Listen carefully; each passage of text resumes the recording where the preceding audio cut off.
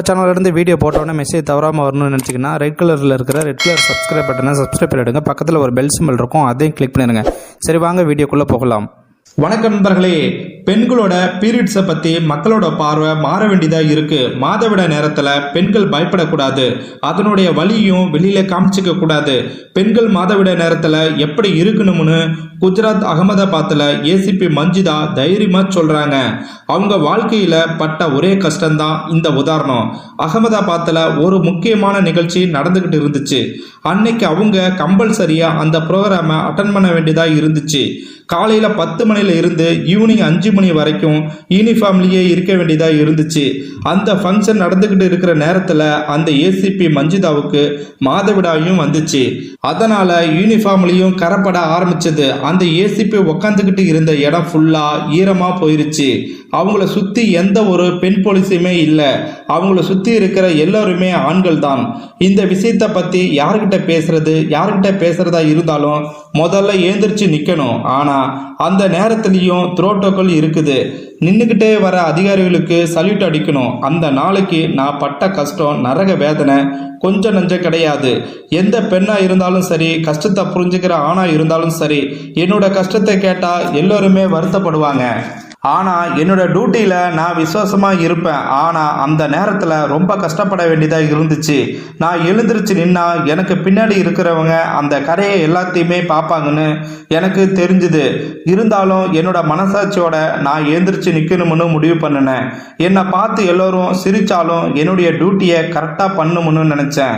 என்னுடைய மேல் அதிகாரிக்கு சல்யூட் பண்ண நான் முன்னாடி நடந்தா எனக்கு பின்னாடி இருக்கிறவங்க நடப்பாங்க. அது எனக்கு தெரியுது. நான் நடந்தா என்ன நடக்குங்கிறது எனக்கு புரியுது. அதுக்கப்புறமா நான் நடக்க ஆரம்பித்தேன். எனக்கு பின்னாடி கிட்டத்தட்ட 400 பெண் போலீஸுகள் இருந்தாங்க. அவங்க எல்லோருமே என்னுடைய யூனிஃபார்ம் பின்னாடி இருக்கிற கரையை பார்த்தாங்க. அவங்க என்னுடைய கரையை பார்க்காத மாதிரி என்னால் மறைச்சி வைக்கவும் முடியும்.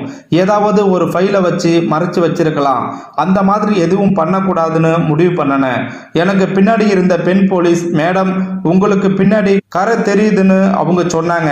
வேகமா தைரியமா ஒரே ஒரு வார்த்தை தான் சொன்னேன்.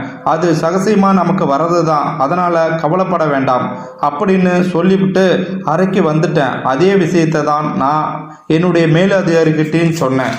லேடிஸுக்கு பீரியட்ஸ் வர நேரத்தில் அதுக்கு தகுந்த மாதிரி டியூட்டி கொடுக்கணும். அவங்க கிட்ட சொல்லாமல் சொன்னேன். எதுக்குன்னா மாதவிட வர நேரத்தில் லேடிஸுக்கு உடலால் மட்டும் கஷ்டம் கிடையாது, மனசளவுலையும் ரொம்ப கஷ்டப்படுவாங்க. இதுவும் அது 1000 ஆண்களுக்கு முன்னாடி அந்த வலியும் சொல்லணும்னு அவசியம் கிடையாது. அரசாங்கமும் இதை புரிஞ்சுக்கணும்.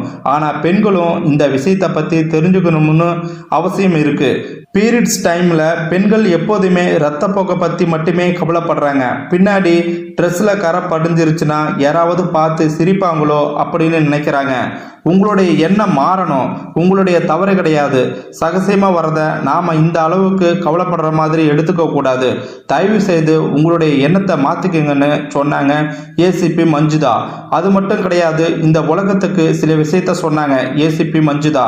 பீரியட்ஸ் டைமில் பெண்களுக்கு தனக்கு குறைவான வேலைகளை கொடுக்கணும் அப்படின்னு கேட்டாங்கன்னா அதுக்கு கொடுக்கிற மாதிரி ஒரு சட்டமும் இருக்கணும். அந்த நேரத்தில் பெண் போலீஸுக்கிட்ட எப்படி நடந்துக்கணுங்கிறதையும் எல்லோருமே கற்றுக்கணும். எதுக்குன்னா அது சகசியமாக வர விஷயம்தான். இந்த மாதிரி ஏசிபி மஞ்சிதா பெண்களோட வழியை ஷேர் பண்ணினாங்க. ஆனால் அவங்க சொன்ன வார்த்தைகள் பெண்கள் எல்லோருக்குமே புரிஞ்சுது. ஆண்களுக்கு புரியறதுக்கு இன்னும் கொஞ்சம் நேரம் ஆகுமோ என்னமோ. ஆனால் யோசிச்சு பாருங்க அப்படிங்கிறது தான் நாங்கள் சொல்கிற ஒரு வார்த்தை. இது பெண்களோட ப்ராப்ளம் தானே அப்படின்னு உதறி தள்ளாதீங்க. ஒவ்வொரு பெண்ணுக்காகவும் இதை பண்ணுங்க.